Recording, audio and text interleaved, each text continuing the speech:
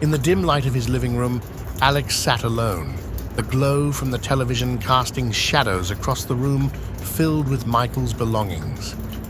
Each item, a stark reminder of the love and life he'd lost just a few months prior.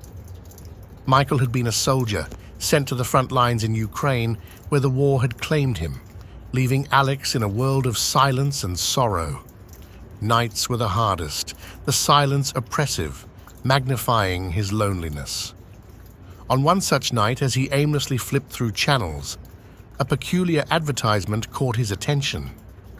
It was for a mountain retreat, specifically designed for individuals recently widowed, promising a week of healing and new beginnings. The ad showed images of serene landscapes, cozy firelit rooms, and people smiling, seemingly having found a semblance of peace. Driven by a sudden impulse to escape the ghosts of his home, Alex packed a small bag the very next morning. The idea of being surrounded by others who understood the gaping void left by a spouse seemed comforting, or at the very least, a distraction from the constant ache in his heart. The drive to the retreat was long and increasingly isolated. The bustling city streets gave way to open countryside, which then turned into winding mountain roads bordered by dense forests. As he drove higher, the air grew colder, and a thick fog began to envelop the car, adding a surreal quality to the journey. Upon arrival, the sight of the tall wrought iron gate with "Widow's Retreat" inscribed in an elaborate script gave Alex a moment's pause. It was as if he was on the threshold of another world. As the gate creaked open, he drove through, the sense of unease growing with each meter.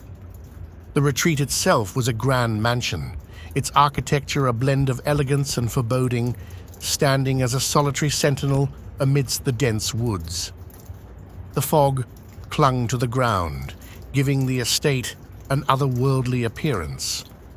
Eleanor, the owner of the retreat, greeted him with a smile that didn't quite reach her eyes. Her presence was commanding, yet there was something unsettling about her, a feeling Alex couldn't quite shake. As night fell, the retreat revealed its true nature. The air grew colder, whispers echoed through the hallways, and figures seemed to flit through the shadows just beyond the corner of Alex's eye. The other guests spoke little, their eyes hollow, as if they too were haunted by more than just the loss of their loved ones.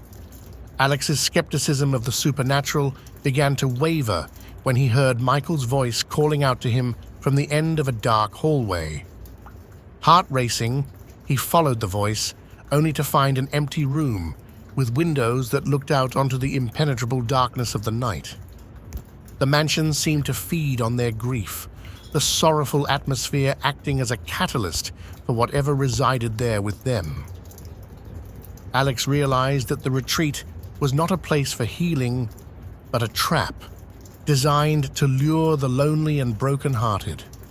As fear took root, Alex knew he had to uncover the truth behind the widow's retreat.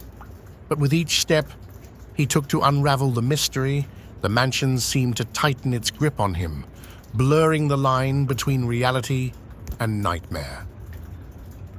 The promise of healing and connection had been a lure, and now, ensnared in the mansion's hold, Alex faced the daunting task of escaping a fate far worse than loneliness.